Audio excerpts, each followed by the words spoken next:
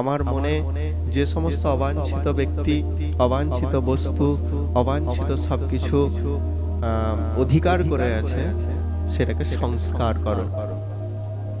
সংস্কারাচ্ছন্ন ব্যক্তি হও, সংস্কার করো। সংস্কার মানে কি বলো? সংস্কার মানে পরিষ্কার করা, পরিষ্কার করা।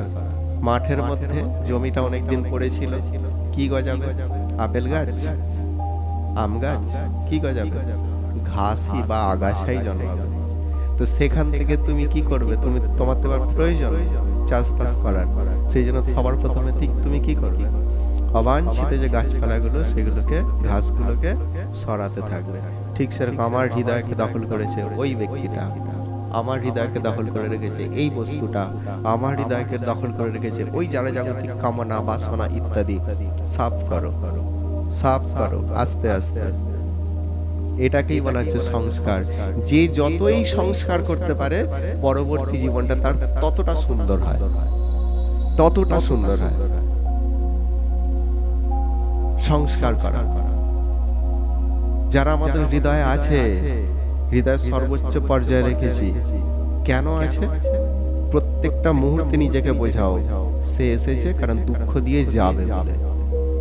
সে আমার কাছে থাকতে আসে, দুঃখটা দেবে, তার কাজ শেষ, চলে যাবে, বিদায় নেবে।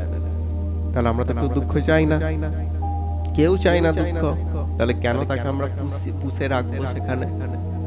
যতটা পারবো তাড়াতাড়ি বিদায় নাও বাবা, বিদায় নাও, মন থেকে বিদায় নাও। থাকো আশপাশে, থাকো, কোনো অসুবিধা নেই, কিন্তু আমার মন থেকে বিদায় নাও। এটাই হচ্ছে সংস্কার। যখনই সেখান থেকে তুমি তাদেরকে বিদায় করবে, তখন হৃদয়টা, তখন বলে সেই পর্যায়টা নির্মলতা। আকাশে মেঘটাকে আগে তাড়াও, আকাশ কি হবে? নির্মল হবে। আর নির্মল আকাশেই চাঁদটাকে আর সূর্যটাকে ভালো দেখা যায়। ভগবান আমাদের হৃদয়ের মধ্যেই আছেন, কিন্তু একবারও দেখতে পাচ্ছি না, বিন্দুমাত্র সময়ের জন্য দেখতে পাচ্ছি না। কেন? মেঘে পরিপূর্ণ। বলছে কুয়াশা যেমন সূর্যকে ঢেকে দেয়, তেমন কুয়াশা আমাদের ভগবানকেও ঢেকে দেয়। কুয়াশা বলতে দুটো কুয়াশার মানে আলাদা। কুয়াশা বলতে শীতকালে যেটা কুয়াশা পড়ে সেটা সূর্যকে ঢেকে দেয় না, অনেক বেলাতে সূর্য উঠছে, কিন্তু সূর্য উঠেই বসে আছে, কিন্তু কুয়াশার জন্য আমরা তাকে দেখতে পাচ্ছি না। ঠিক সেরকম আমাদের হৃদয়ের কুয়াশা, কুয়াশা মানে কু মানে খারাপ, আশা মানে বাসনা। সেই কুয়াশাগুলো যখন হৃদয়ের মধ্যে থাকে, তখন আমরা ভগবানের হাজার সেবা করেও আমরা তাকে দর্শন করতে পারি না। সেই জন্য হৃদয়ের কুয়াশাগুলোকে ত্যাগ করতে হবে, করলেই আর কিছু দরকার নেই। যেমন মেঘ তাড়ালেই কি হয়? সূর্যকে আহ্বান করতে হয় না, স্তব স্তুতি করে এসো উদিত হও, অমুক তমুক কিচ্ছু করতে হয় না। কুয়াশা চলে গেল মানে আপনা থেকেই সূর্য দেখা দিল। ঠিক সেরকম আর ভগবান দর্শন দেওয়ার বলতে হবে না। এখান থেকে যখন তাড়িয়ে দেবো কুয়াশাগুলোকে, তখন আর কিছু প্রয়োজন নেই। ভগবান আপনা থেকে মুচকে মুচকে তোমাকে দেখে হাসবে। একদম পাক্কা বাস্তব কথা। তাহলে যতক্ষণ কুয়াশা আছে ততক্ষণ কিন্তু সেই জন্য সংস্কারাচ্ছন্ন হতে হবে। আমাদের ভুল, আমাদের ত্রুটি, এগুলো দেখতে হবে। আর সব থেকে বড় কথা, সংগ্রাম করতে হবে নিজেকে সেই স্থিতিতে স্থাপন করার জন্য। সেই স্থিতিতে স্থাপন করার জন্য আমাদের সংগ্রাম করতে হবে। এই জড় জগতে 1 লাখ, 1.5 লাখ, 10 লাখ টাকার চাকরি করি আর যাই করি না কেন, পূর্ণতা আসবে না। যখন দেখবো আমার 1 লাখ টাকা মাইনে, আমার বন্ধু একটা কল করবে, হ্যালো আমি অমুক কোম্পানিতে চাকরি করছি, হ্যাঁ রে কত স্যালারি দেয়, আমাকে ডেট দেয়, তখন দেখবে মনটা আপনা থেকেই খারাপ হয়ে যাবে। ইস, ডেট পাচ্ছে, আমি মাত্র 1 লাখ পাচ্ছি। কিন্তু আমি দেখবো না আমাদের দুঃখের কারণগুলো, দেখুন কিরকম। আমি দেখবো না যে ওই ব্যক্তিটা গাছতলায় আছে, ভিক্ষা করে খায়, কিন্তু ভগবান তো আমাকে সেই পর্যায়ে রাখেনি। আমাকে তো 1 লাখ টাকা মাইনে দিয়েছে, ও পাক না 1.5 লাখ টাকা, অসুবিধা কি?